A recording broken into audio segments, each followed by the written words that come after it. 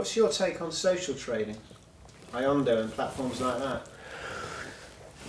Yeah, social trading it's an interesting one, and we've sort of big growth in this now, and it seems to have caught the public's imagination. I mean, it's very much this idea of the power, harnessing the power of the crowds, and how we can trust each other more than we can trust a tipster, a broker, or someone who might have a vested interest in pumping this stock or dumping that one, or whatever it might be. So, I mean, I think in theory it's interesting. I haven't done it. I haven't traded off the back of it myself, just purely because I like to do my own homework. I can see the attraction of, if you see someone who's ranked up here and is consistently making money and has over history made this kind of money, made that kind of return, then, I mean, you know, there are platforms out there where you can say, well, I want to allocate this amount of money and follow exactly what this guy or this girl does. You know, so when he buys or she buys, I want to buy too, and I want my stock put there where they put it. I mean, yeah, okay, you've got your own little sort of unprofessional fund manager, if you like. So I think it's interesting in theory. I wouldn't like to do it myself.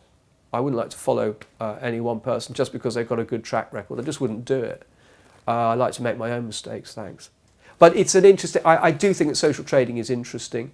And I think that there are other things that are developing from that. You know, we're looking at the speed at which, you know, just sort of on a side topic, and something I'm sort of getting involved with at the moment, is the speed with which Twitter can pick up on important news stories, and sort of like the buzz that sort of comes around this, and how useful, can this be useful in trading? I mean, we know that sort of, if you want to hear something from the BBC, just because of their very nature and because of the fact that they need to check their facts, and quite rightly too, that they're not necessarily going to be first out with the news stories. Likewise, Reuters, Bloomberg, so that, you know, traditional news providers are necessarily, because of the way they do things, they're going to be a bit slower than someone sort of putting out something on Twitter and then that building and building and building. So you know, you can potentially get a heads up or a lead on a big story developing or breaking.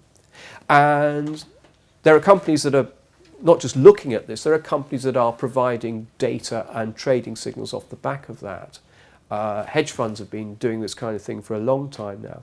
And what I'm looking at is getting, you know, the company I'm working with at the moment is developing that and making that available to the retail market, so that, you know, the retail market can recapture and get an edge that other professionals already have in the market.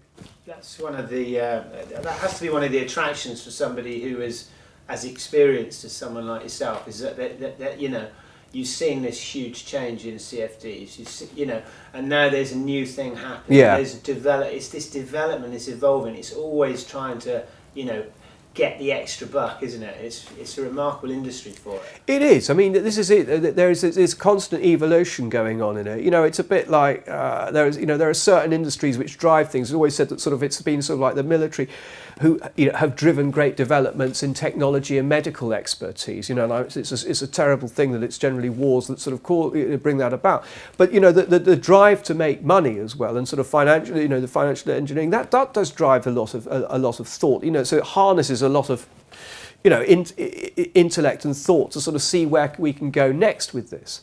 And, you know, it's, you know, in some ways it would be quite easy to think, well, actually this hasn't been very much going on in the world of spread betting recently. It's sort of what's come through. You know, we've done futures, we've done stock indices, we've done the commodities, we've done individual stocks, we're doing all this kind of stuff. You know, where do we go from here? We're looking at, you know, other markets outside the UK. I mean, obviously, it's, you know, you're talking now about CFDs, not spread betting, because of the tax situation. But there's still stuff there. There's still interesting stuff. I mean, there's the social trading is very interesting. I'm not sure where it's going, but, you know, there are a lot of companies, you know, not the lead companies, but a lot of other companies, spread betting companies, who are looking at this and saying, well, this is interesting. We should be involved in this.